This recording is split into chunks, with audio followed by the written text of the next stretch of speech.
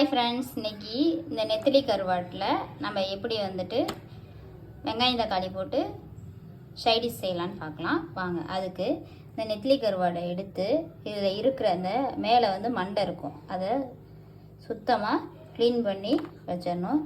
இப்போ செய்கிறதுக்கு ஒரு 10 நிமிஷத்துக்கு முன்னாடி மட்டும் நம்ம ஊற வச்சிடணும். இப்போ இதில் இருக்கிற அந்த மண்டை எல்லாத்தையுமே எடுத்தாச்சு. இப்போ இந்த கருவாடு செய்கிறதுக்கு ஒரு வாணலில் எண்ணெய் ஊற்றி எண்ணெய் காயிற அளவுக்கு வெயிட் பண்ணணும். சின்ன சின்னதாக வெங்காயம், பெரிய வெங்காயம், சின்ன வெங்காயம் எது வேணாலும் போட்டுக்கலாம். தக்காளி அரிஞ்சு நம்ம வச்சுக்கணும். எண்ணெய் காஞ்சிருச்சு. இப்போ நம்ம இந்த வெங்காயத்தை கொட்டி நல்லா ஃப்ரை பண்ண. இப்போ நம்ம இந்த வெங்காயத்தை அதில் கொட்டியாச்சு. நல்லா ஃப்ரை பண்ணணும்.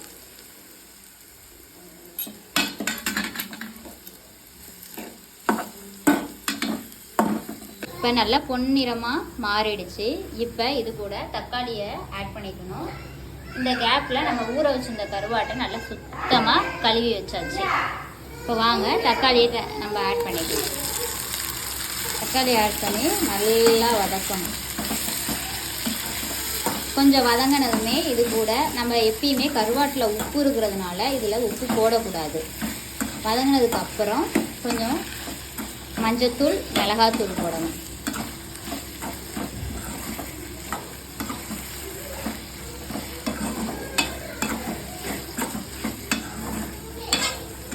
இப்போ கொஞ்சம் வதங்கிருச்சு. இப்போ நம்ம கொஞ்சமாக மஞ்சத்தூள் சேர்க்கணும்.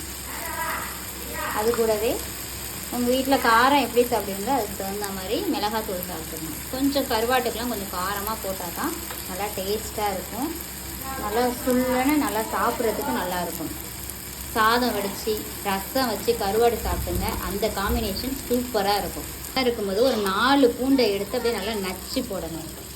நச்சு போடும்போது அதனுடைய டேஸ்ட்டு, அந்த வாசம் எல்லாம் கலந்து நமக்கு சுவையாக இருக்கும். அடி பிடிக்குது, நம்ம அடி பிடிக்க விடாமல் சிம்மில் வச்சு கிண்டணும்.